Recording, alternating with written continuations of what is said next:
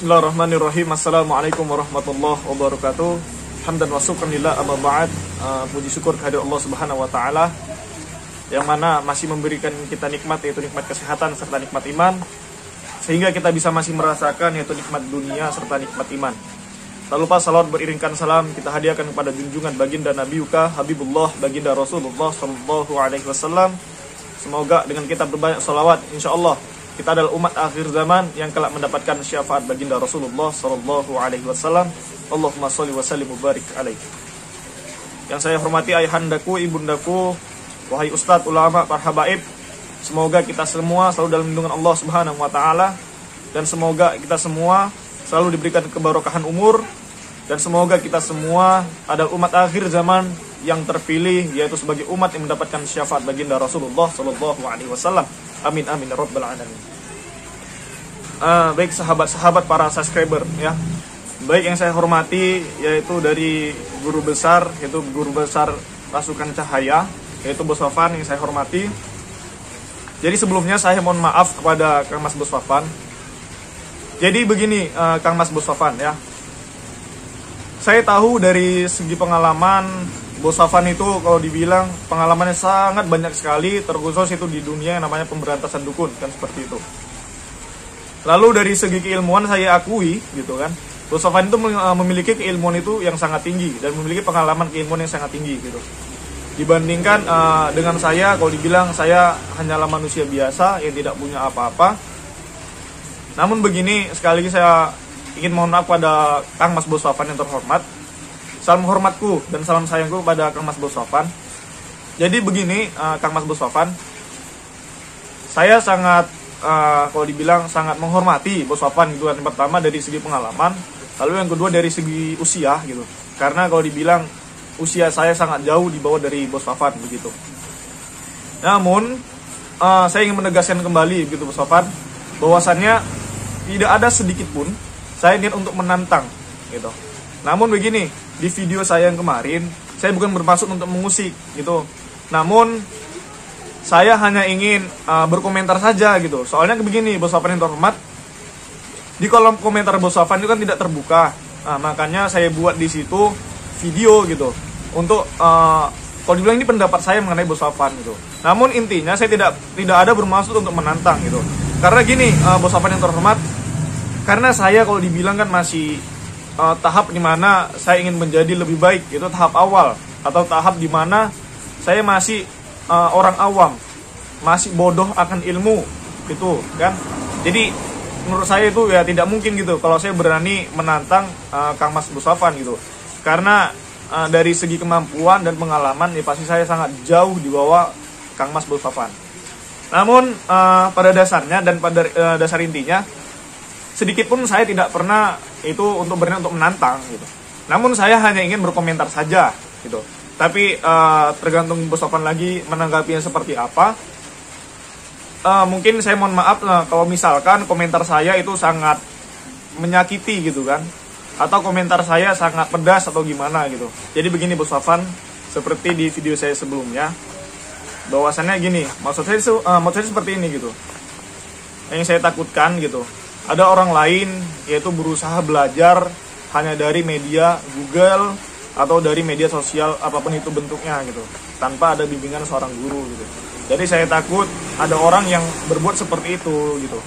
Ya memang sih oke, Bos Wafan bisa menjadi orang yang baik gitu tanpa ada bimbingan seorang guru gitu. Karena kan gini Bos Wafan, ini menurut saya, karena jika kita memiliki iman yang di bawah gitu kan, yang ditakutkan gitu, jika kita belajar ilmu-ilmu seperti itu, yaitu kita bisa menjadi kalau dibilang melenceng, nah seperti itu. Makanya kemarin saya berkomentar seperti itu gitu, bahwasanya menuntut ilmu tanpa seorang guru itu bisa sesat gitu. Tapi tergantung orangnya juga kan seperti itu. Namun begini Bos Wafan, saya kan hanya meluruskan gitu. Dan maksud saya kemarin, saya ingin butuh kejelasan dari Bos Wafan gitu mengenai bahwasannya maksudnya seperti apa gitu. Kenapa bisa dibilang kok menuntut ilmu itu tanpa guru nggak sesat gitu kan? Bos Wafan bilang seperti itu gitu. saya minta kejelasan itu seperti apa gitu kan. Jadi kepada Bos Sofwan, saya bukan bermaksud untuk menantang ataupun apa. Saya hanya ingin berkomentar gitu. Jadi para sahabat-sahabat, para netizen, para sekitar channel MRY atau channel Masri, saya minta pendapat dari kalian gitu. Salahkah atau gimana ya? Kira-kira salah atau tidak gitu. Kalau misalkan saya berkomentar seperti itu. Jadi kepada Kang Mas Bos Sofwan, bukan bermaksud saya untuk menantang, tidak gitu. Karena dari segi pengalaman, dari segi keilmuan, saya sangat jauh di bawah Bos Sofwan. Karena saya masih tahap belajar dan saya ingin menjadi lebih baik gitu. Ya, saya butuh doanya aja kepada Bos Sofwan, butuh dukungannya juga, karena dari segi pengalaman Bos Sofwan lebih tahu gitu.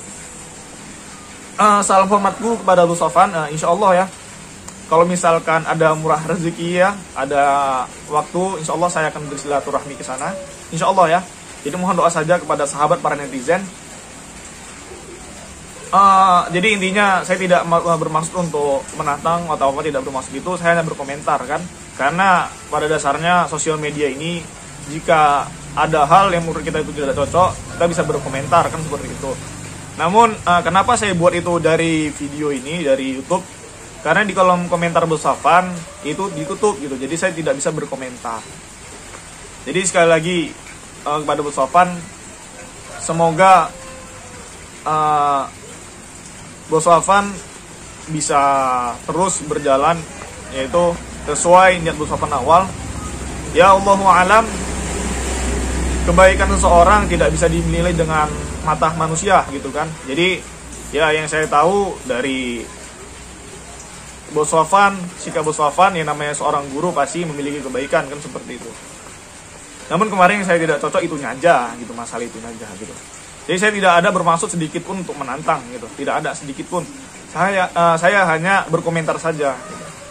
Ya namanya kita manusia awam, orang bodoh gitu kan, kita ingin mencari tahu gitu. Dan kalau dibilang namanya orang bodoh ini kan, dia itu begini, kalau misalkan ada yang nggak pas sama dia, pasti rasanya ingin aja berkomentar gitu. Dan komentarnya itu ya satu gitu, tujuannya cuma satu, mudah-mudahan ya digubres gitu. Jadi pada Kang Mas Bos Sofwan, bukan berarti saya ingin mau menentang ilmuwan, tidak ada, sedikit pun tidak ada seperti itu. Jadi insya Allah, jika nanti saya ada lapang rezeki, insya Allah saya akan berkunjung ke sana, bersilaturahmi ya. Karena yang namanya kita bersilaturahmi pasti yaitu bisa menambah saudara dan bisa menambah rezeki. Jadi kepada Bos Sofwan, sekali lagi saya bilang bahwasannya saya tidak pernah menentang Bos Sofwan, saya tidak pernah ngajak duel apapun begitu. Jadi kepada sahabat-sahabat, kepada netizen sekalian, mohon doanya untuk kebaikan Masri, mohon doanya untuk tingkah laku dan sikap Masri. Dan untuk bahasa Masri memang seperti ini gitu ya. Jadi bahasa Masri itu tidak bisa diubah, logat Masri tidak bisa diubah gitu. Karena kan kalau dibilang dengan Masri bicara seperti ini namanya udah logat gitu. Orang Sumatera ternyata logatnya seperti ini. Apalagi Masri itu tepatnya tuh di dekat sama kota Medan. Jadi bahasanya ini ya agak seperti ini gitu. Lalu untuk dari penampilan, jika kurang meyakinkan, bahwasannya sikap Masri dari sifat Masri kurang meyakinkan dari segi pakaian.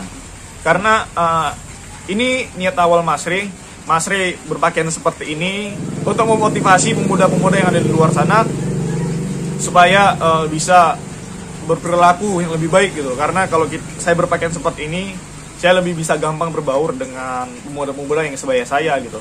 Ya karena masih banyak sekali gitu orang-orang yang di sekitar saya, terkhusus di daerah saya ya, di daerah Sumatera Utara, yaitu di daerah Kota Medan. Masih banyak kalau dibilang pemuda-pemuda itu yang kalau dibilang sangat minim, yaitu tentang ilmu keagamaan gitu. Makanya saya terus belajar dan tidak pernah mau berubah identitas saya, supaya saya lebih gampang lagi mengajak dan mengajak. Jadi kepada Kang Mas Bos Sofwan, saya tidak ada bermaksud untuk menantang gitu ya. Tapi insya Allah, mudah-mudahan kalau misalkan Allah berikan jalan, memberikan kelancaran rezeki dan memberikan kesehatan, insya Allah saya akan berkunjung dan bersilaturahmi kepada Bos Sofwan. Mungkin itu saja kepada Bos Sofwan untuk klarifikasi video saya ini, video saya yang kemarin. Tapi terserah para netizen mau menanggapi seperti apa. Tapi intinya hati dan niat itu Allah yang tahu gitu. Itu saja, akhirul kalam. Assalamualaikum warahmatullahi wabarakatuh. Baik para subscriberku sekalian yang rahmat Allah Subhanahu wa Ta'ala, gunakanlah waktu yang singkat ini untuk mengkaji diri dan berusaha mencari jati diri kita. Perbanyaklah ibadah dan jangan pernah sombong atas apa yang Allah berikan kepada kita, karena pada dasarnya ilmu, harta, nikmat apapun itu yang kita rasakan di dunia ini hanya seujung kuku saja, hanya sedikit saja yang Allah beri kepada kita. Namun ingat wahai saudara, ayahandaku, ibundaku, ada akhirat yang kekal, yang kelak, yang Allah janjikan, yang insya Allah jika kita tidak terlalu memikirkan dunia, insya Allah kita akan mendapatkan akhirat. Sahabatku, ayahandaku, jangan buat mulut kita untuk ngocehi orang lain, namun gunakanlah mulut kita ini untuk terus berselawat atas Rasulullah, karena dengan kita perbanyak salawat itu adalah bukti cinta kita terhadap Rasulullah. Karena jika kita mencintai Rasulullah seperti janji beliau, kelak insya Allah kita adalah umat akhir zaman yang mendapatkan syafaat baginda Rasulullah. Amin, amin ya rabbal alamin.